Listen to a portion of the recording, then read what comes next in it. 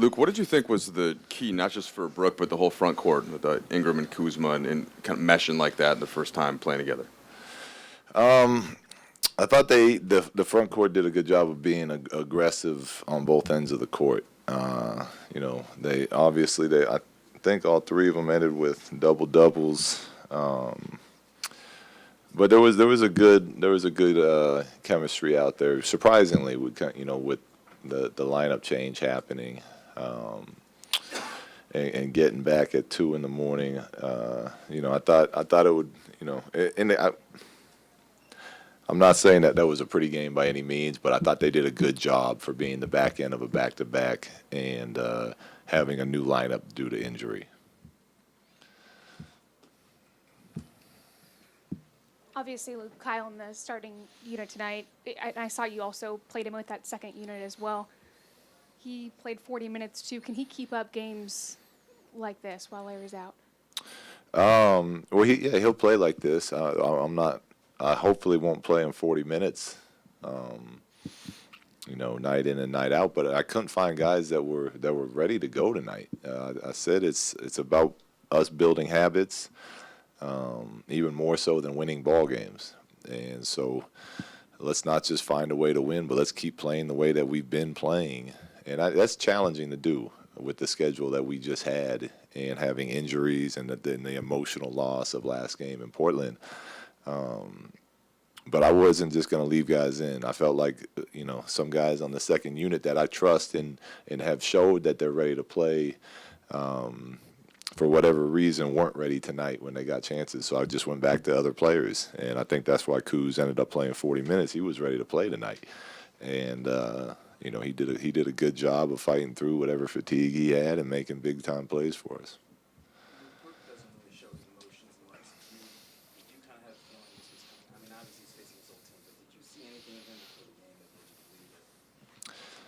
No, he's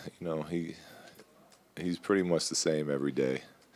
But when you have the talent level that Brook has, and you've been in the league long enough, you can anticipate a player of that level having a big game against his old team. It's just it's the way our league works.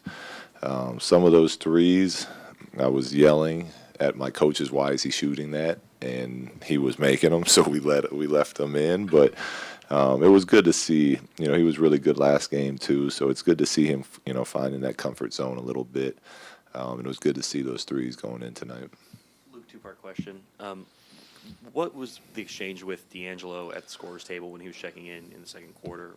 What did you guys say? It was just hellos. That's it. I didn't see him before the game. It was just, telling him hello. And then were you surprised he was booed right after that? I thought it was 50-50 a little bit.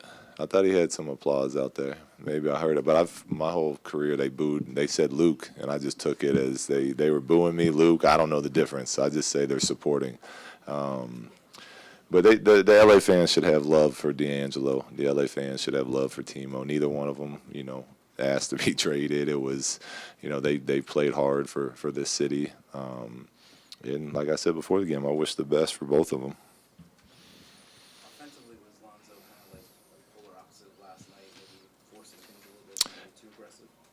I don't think he can ever be too aggressive, honestly. I think there was a couple that he shot that probably his passes were available for him, but I think that's great for him. Get into that paint, learn what it's like at this level to take on that contact and then finish and make those reads going downhill. I mean, he had our highest plus minus. He was aggressive getting downhill all game long, and he had 0 turnovers. So I love that. I hope he does that next game too. And whether he makes or misses shots, right now I don't care. I just he'll figure that out. He's that good of a player, but that's kind of how we envision him playing with that type of tempo and putting that type of pressure on teams' defense. Luke, when you guys were drafting Kuzma, I know you were in the room and everybody was excited when he was there, but what did you guys see in him that just when you scouted him, when you saw him in his workout, that translates right now that made you want to take him there? His work, he only played one day in Chicago. He had a great day, and his agent shut him down. But then he came and did his workout with us and had the same type of workout that he had in Chicago. So the 2 workouts we saw were way better than any film I saw on him. But we interviewed him in Chicago, loved him. He seemed like a tough kid that had a good energy about him.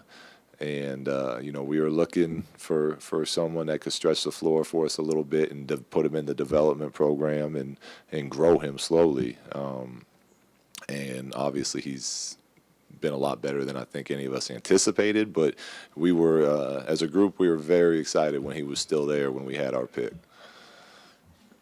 Luke over here. The decision you made before the game to go with Kuzma, you tend to at least keep it from us. It seemed like you were still deliberating to the last minute. I could be wrong, but what went into that decision?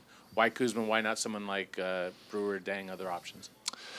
Well, part of it was I felt like coming in, we didn't get in until 2:30. Guys probably didn't go to bed till 3 last night. Back-to-back emotional loss. We needed an energy from the get-go, and Kuzma always has energy. Was one of the reasons. 2, I think the more shooting we get around Zoe, the better Zoe will be at being able to play at his pace and decide what he wants to do out there with the ball. 3, with Brooklyn's lineup and their injuries, they were going small all night long. They were going to be playing small, so it just made sense to get them out there early and then take them out so we could get them back in and just have as much versatility with him and still being able to get him rest as we possibly could. Luke, how would you describe Brooks' effect on this team when it comes to just experience and being a veteran? He's great. He's great. Him and KCP both. They're very calming. They have a calming way about playing with these young players, because our young players are really, really young. And even KCP's young. He just seems like a vet, relatively speaking. But having, Brooks, someone we can throw the ball into when we're not making shots or another team's on a run and he can get us a post bucket, or the versatility, the options it gives us to be able to run with a lifted 5-man, Julius rolling. We saw a couple dunks we got out of 45 action tonight. Just being able to put Brooke on different places of the floor just gives more space for our young guys to kind of see and make plays as they develop. Do you see times where he sort of bails out what they don't understand?